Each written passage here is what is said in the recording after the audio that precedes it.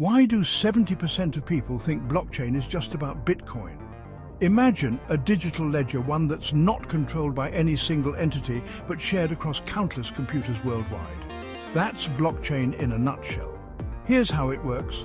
Every transaction gets recorded in a block, which is then linked to the previous one, forming a chain. Once recorded, these blocks are nearly impossible to alter due to cryptography, ensuring the highest level of security. But why should you care?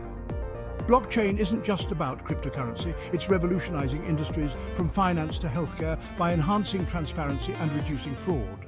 Think secure voting systems, tamper-proof medical records, and even transparent supply chains.